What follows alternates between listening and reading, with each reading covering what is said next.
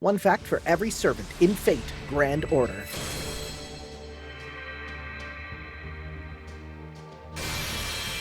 Caster, Hans Christian Andersen.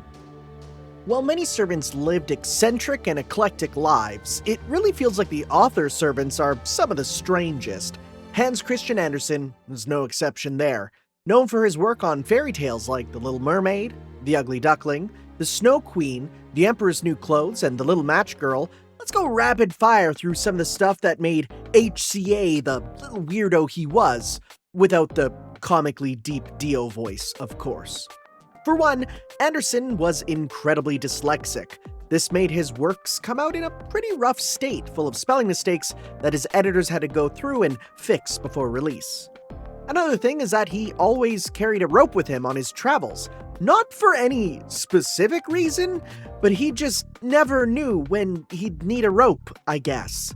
Continuing oddly specific beliefs, Andersen had a very intense fear of being buried alive. Not like metaphorically under a workload, but like literally.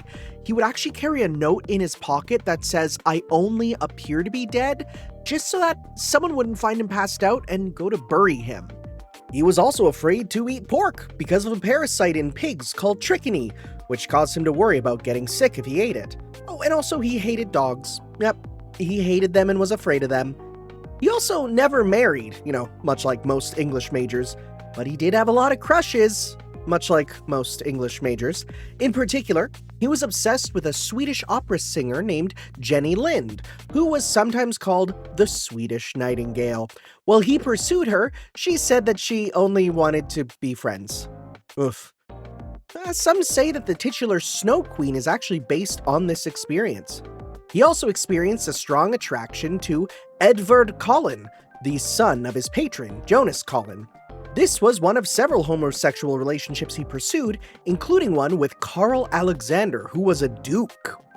Finally, he was in direct contact and collaboration with a number of other authors, including Charles Dickens, who wrote A Christmas Carol and Oliver Twist, Victor Hugo of Les Miserables and The Hunchback of Notre Dame fame, as well as Alexandre Dumas Père, who wrote The Three Musketeers and The Count of Monte Cristo.